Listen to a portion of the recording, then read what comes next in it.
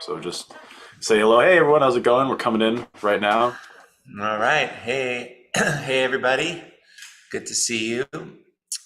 Just getting everything set up here. Make sure all the wires are working. Let me know in the chat if you can hear me. I've got to demonstrate some stuff with some paint today. Okay. We're streaming into YouTube and Facebook right now. Facebook, right. All right. Hi, you guys. Again, let me know if you can see me or hear me. Okay. Let's see here. Um, um, oh, good. Hi, Tam. Nice to see you from Frosty, Vermont. It's warming up here a little bit. This has probably been the coldest winter in the Bay Area that I can remember for a long time. It's like the house I'm in wasn't really designed for this weather. It's just a leaky old. I mean, it's didn't realize it was so not equipped. Sasha, nice to see you here. And Brigitta from Finland. Wow. Oh my God. Laura and Felicity from Australia. Wow, you guys, that's amazing. I think it's later in the day for you guys. What time is it in Melbourne? And Christina from Sweden. Okay. Uh, yeah, and Jody's saying it's freezing in Ohio. Is there no warm place in the world? Probably Hawaii. And Sasha's in Mexico, which is probably warmer. Uh, Great. Hi, you guys. Okay, I'll talk slow. All right. Um, I'm just popping in here uh, to talk about a couple things. It's related to what the free workshop coming up that hopefully you guys are all part of that. And if you want to be a part of that, you go to artlifejoy.com. And if you have friends that want to do this, this is our big thing. But more importantly, I wanted to talk about a kind of realization that I had a number of years ago. So, I've always been an artist, and I know, and I had pretty supportive parents in this, but I knew the odds. I knew that you can't just be an artist, and that's a dream, and like how are you going to make money and all that. And so early on, I felt like I was behind the eight ball in a way, and that what would make a difference is if I worked really hard. And and so I did. In the art arena, I really worked hard. It was like, and it almost gave me a justification for if I had any success, it was because how hard I could work. And if I could work harder than everybody else, and I saw this at art school, when I was going at art school, I actually got shingles. It's like a nervous skin rash thing at like 20 years old because I was so stressed out because I was working so hard. And I really compared myself to other people. And I thought, well, if I work as hard, if not harder than all these people, then that clearly will move the needle for me. And I continued that way for a long time, just a lot of paintings and a lot of work and lot working at night, working in the morning, working in the day, and there's a certain truth to this that you improve when you pay attention and you work. But what I later realized was actually working too hard at something, the returns diminish. And it was way too long for me to realize this. And so uh, it's not just about putting in all these hours. And this is really relates to art making. I don't know if maybe when you go to law school, you just study all the time to pass the bar and you got to learn all these laws and all the mandates and all the case study. But with art, if you get imbalanced, because you're overdoing something in an area of your life, the art doesn't come as well. I don't know if you guys can relate to that. I mean, if I'm stressed out in my life, if my kids are going through a thing or economy falls apart. I mean, I'm just thinking back to when times were really stressful for me. My art really suffered. And when I felt more balanced and just more myself, my art improved. And that's when I made the strides. It wasn't when I was just really, really stressed out. Um, so so what does this mean? And this was, I started to like run out of juice. And this was probably, in my 30s. I was like, this isn't working anymore. The old way of approaching this art making. And I was in galleries and I was selling my work and I was just really, and I was trying to support a family and I was, anyway, it was in this time that I realized that there's got to be, if I lose this balance, but the balance was lost because I was working so hard. And so I started to pay attention to when I would work better, like when, like sometimes it was easy and sometimes the work would be really strong and other times, most of the time it wasn't, but there were these patches and it was around when I felt spaciousness, when I was around when I felt more confident, obviously. I mean, it makes sense. If you're feeling more comfortable, your art's gonna feel that way. And comfortable means it's gonna feel like you. And if it feels like you, it's different and personal. And that makes, in fine art, in art world, that creates the value when the work is more like you and it's different. And and so I started to take notes and really pay attention to when I felt better than other times. And around this time, part of the imbalance for me was I was alone all the time because I was working a lot. And as an artist, you guys know that you're by yourself, and that can be kind of strange. If you're a social person or a normal human being, you need a lot of connection. You need connection with people, and I was just overdoing it in this area. So I thought a cool way to get connected to people was to teach a workshop. And um, I got in on this place in California called Esalen, and it's on the central coast of California. Let me know in the chat if any of you guys have ever been there. It was kind of it's been around since the 60s. Buckminster Fuller spoke there. Alan Watts was circulating there. It was a kind of the sort of new age movement kind of came out of there, and it's got this amazing uh, legacy and history, and it's incredible. There's these hot springs there, but they do workshops. They do creativity, creative writing, gestalt stuff, all kind of music things. It's really personal, and a lot of people go there in transition, actually, in their lives. You go for a week and they have these hot springs, and you kind of drop back into who you are. And so most of the workshops are around that, the sort of transformation stuff, that movement. And so this seemed like I was interested in that, and I felt like my life was kind of going through that. And I thought, well, God, if I could get in here and teach, I would. So I knew a guy who was teaching Tai Chi, and I went and he got me connected, and I ended up getting to teach there, long story short. And the only thing I knew around art and that I thought was interesting was what was working for me, right? This is where we always go to, well, what's working for you? And that's valuable. And for all of you guys, whatever you're learning, if you share that, on your Instagram or wherever, it's actually really helpful because other people might not approach it that way. So anyway, I did this workshop based on the notes of how I was learning and what I was learning and the approach, and it kind of blew up. It was so fun. It was so much fun. That was the big thing for me. I mean, I felt better doing those workshops than I did at home. I felt better there than I did in the studio by myself for weeks on end, and I was excited and I saw the improvement people had. And a lot of the principles and things that I was figuring out and the order of them was in the free workshop that's coming up on February 13th.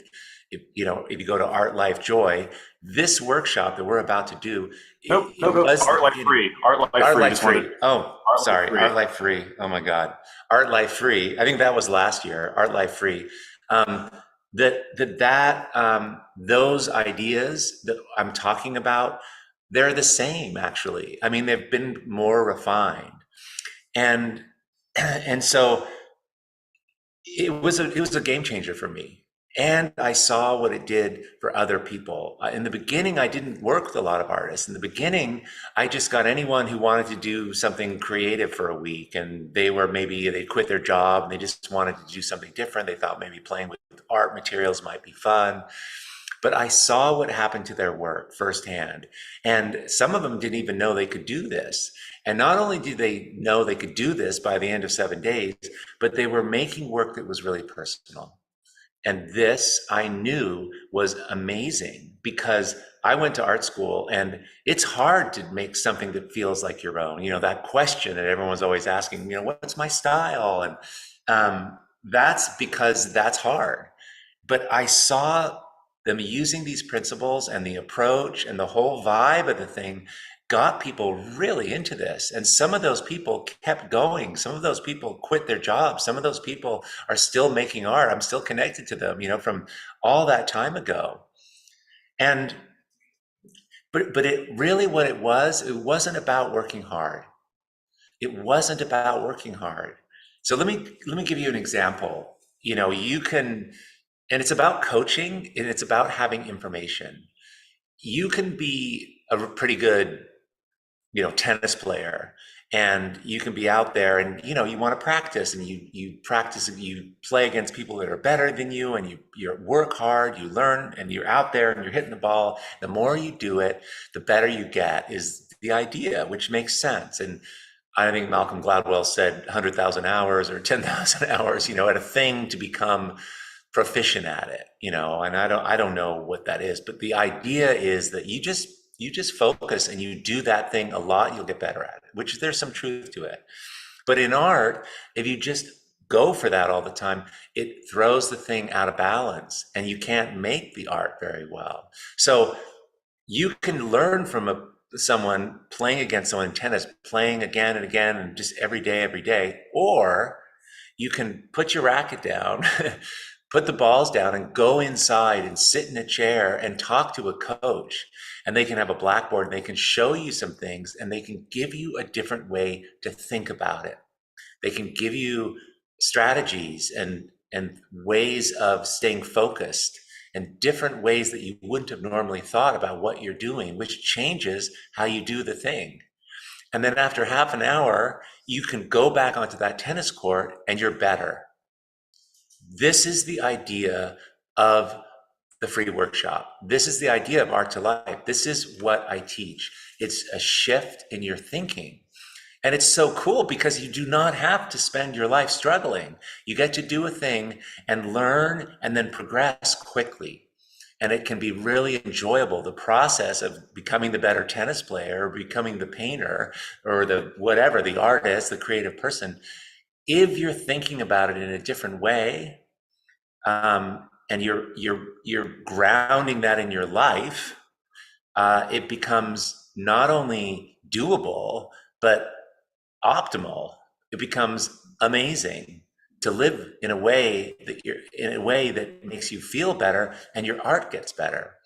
So that that's exciting to me because I was always like thinking I had to do it one way, and I don't want anyone to do what I did. You know, I wasted it. I didn't waste, but it was too stressful for too long. And in hindsight, I can see, um, yeah, Marin's saying it's easier to learn from others than making mistakes to learn. I just got it that, oh my God, we can learn from people ahead of us. It's so much easier. I used to think that I had to do it all myself. And I'm just telling you with art, it is about you. So we think it's just all about you, but getting some information and coaching, and that's what the free workshop's about. And I thought I would Jean is saying, I love painting. I'm doing lots of watercolors, but I got a gallon of Liquitex gloss medium because I got huge bottles of matte acrylics. I want to make them shiny. Yes. Okay. Um, so let me know, in the comments, do you get how like getting that information, like that's what I'm interested in doing. That's what Art to Life, that's why it started. And that's why it's pretty well known because it's helpful. And it's really helpful in terms of time and in terms of efficiency and ease. I want my life to feel balanced because I know if it is, that I'll make the best art. I'll make the best version of myself art. So I thought I'd share, just because I try always to come up with something that could be kind of helpful. Let me share one of the ideas, and some of you guys might know this, but I think it's a perfect example of understanding something and a way of thinking about something in when you're making art. So let me just share my screen or change my camera, and I'll show you what I'm talking about. Um, okay, let's see. Um, All We could, right. So let me know in the chat if any of this is landing for you guys, or if you have any questions. What was that, Ferris? uh, Okay. I was just letting you know everything looked good. That's it. Okay, great. Looks good. Okay, so here's the thing, you guys. Uh, when you have, and I get this question a lot. The th- you know One of the common questions is, I tend to overwork my pictures, and they look better in the beginning, and then they get worse, and it's just kind of a drag. And it's like the more I get involved, the kind of more tired out it gets. And how can I keep my work fresh like it is in the beginning? Do I just stop, right? And that is a way you can just stop. But let me go into this a little bit, because I think this is one of those pieces of information. So if I have a mark like right now, and I do a mark, and it's really free,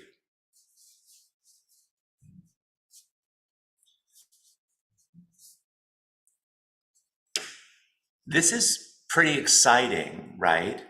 This is interesting.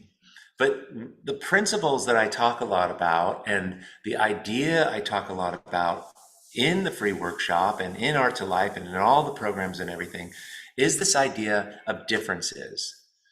So when you're looking in the beginning at your picture, you have a white, flat thing that has nothing on it. But when you have made a mark, anything really, on your picture, this becomes really exciting because you're looking at this, and why it looks good is not because this is particularly fantastic. It's because it's sitting on things that are different. There's space here. There's white open. There's nothing here. And then there's this activity here. Does that make sense? And so this looks really good. So when we start our work, and this is for me always the case, it's like I'm really excited when I start. Usually, like starting paintings for me isn't hard. I kind of like what happens in the first hour. Um, okay, so so check it out. Like this is how we start, and then it's like, oh my God, I'm excited. This is cool. I like it. What a lucky thing. Well, the reason this isn't has nothing to do with luck, it looks good because there's nothing here around it, and they're opposites. Crazy red, saturated, loose colors, and then nothing over here. It's empty. So we have a feeling here of emptiness, and we have a feeling here of fullness, and those are different. And when we feel two things that are different right after each other, we feel more alive. And this was the idea with teaching at Esalen. I would invite people to come to Esalen that was, on this beautiful property overlooking the ocean, and they drive up from Los Angeles or come from the cold East Coast, and they're in this pretty warm Central California climate, and there was hot springs and whales jumping, and they felt optimized. You feel alive when you experience something different. So that's what's going on here. So here's what's happened. I like this, but then it's like, okay, I'm doing pretty good. I'm gonna do some more. I'm gonna do some more. And you're like, God, I'm just so into this. It's looking great, and I'm gonna do some more. And then, I don't know. It's still okay. I guess I better just keep doing some more. And what happens is suddenly you kind of look up and you realize, I liked this better before. And this is where it starts feeling tired. So you keep going. It's like, well, maybe if I just, maybe I'll just work it. And now you're just working hard. You're just trying to get this thing better. And it was better 5 minutes ago or 10 minutes ago or an hour ago. But what's important to know is like, put the tennis racket down, go inside and let's have a conversation. And the conversation would be something like this. When we were starting, right, this is how it looked. We had one amazing mark and there was nothing here and there's differences. But now you've done the same thing everywhere. We have the same feeling everywhere. And when we have the same feeling everywhere, that's when we don't feel so excited and so alive. Do you get it? So this is A for effort, but sometimes working too hard takes you away if you're not remembering this principle of differences. That to feel amazing, we need these opposites. And this is a classic example of having the same thing everywhere. And if you have the same thing everywhere, regardless how groovy this is, whether you love red or not, it's boring because we see it over again. Does that make sense? So how do you fix that? Well, you paint this over, you paint some of it out and you change it and off you go.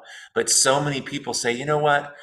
I just don't think I can do this. I think I'm just the kind of artist that does this. And this is better for me. Like this is all I do. And they get stuck doing this. And sure, this is pretty exciting, but you've got to go through this and understand how to convert this back. And that's something that I'll be talking a lot about in the free workshop. But here's like a perfect thing. This comes up every time we're working, right? It's kind of amazing. This is a really simple idea that if you get it, now you have a thing. You can start evaluating your work. Boom, you can make your work faster, you can correct things. How many pictures do you have that are doing this at home that you can fix? Okay. Yes, Jenny, it applies at a different level of understanding. Yes, yeah, it's just understanding the principles. There's just principles here of art making. Okay. Um, uh, Carolyn says, your courses changed my painting life. That's wonderful. Thanks for that. All right, you guys, I just wanted to kind of share that because, I'm encouraging people to do the free workshop, but I always want to like say a thing and make it, if you've done the free workshop or you're already signed up, that this is kind of getting your juices flowing, This is the kind of stuff it's amazing. And there's a whole bunch of these that I want to share in the free workshop. So again, it's artlifefree.com. Come along, and most of you are already enrolled, but it's going to be great, especially the afternoon live sessions. We'll be sending out a morning video lesson. I've redone them all, so they're really tight and they're concise. But it's in the afternoon, the in-studio live trainings that are going to be really cool. And those start at 12. Anyway, this all starts the week of February 13th. That's a Monday, the day before Valentine's Day. So I can't wait. And I hope you guys can all be there. Tam, fantastic. And Mirren, my painting starts free and fun and ends up at a dead and not looking great. Right. This is why you're here today. Oh, that makes me glad that someone here is like relates to this. You've got to have those differences. That's what does it. Anyway, Ferris, any other thoughts? Yeah. Yeah, just one other thing. Some people, who are abroad, they say, "What does 12 mean?" We're based in California, so it's always 12 p.m.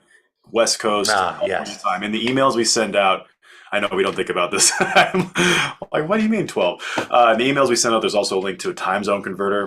You can also just Google, literally you can do it right now, time zone converter, and you can figure out what time 12 p.m. is in your neck of the woods. And it's Pacific time, right? Well, Pacific PM time, yeah, Pacific time. Pacific Yeah, time. yeah. All of And California. that's the best we can get it, you guys. I know. I mean, if you're in Australia, I think it's really early, pretty early in the morning, and but it's kind of the only time that is for Europe and stuff. So anyway, they're all recorded, and so don't worry. We're going to make it super easy for you to stay connected with this training. And if you miss some of them, you'll be able to see them. We got you covered. As long as we have your email, then we'll be just sending you stuff, and we'll be talking that whole week. Okay. Everyone, thanks for being here, and I will talk to you real soon. I'm getting so excited.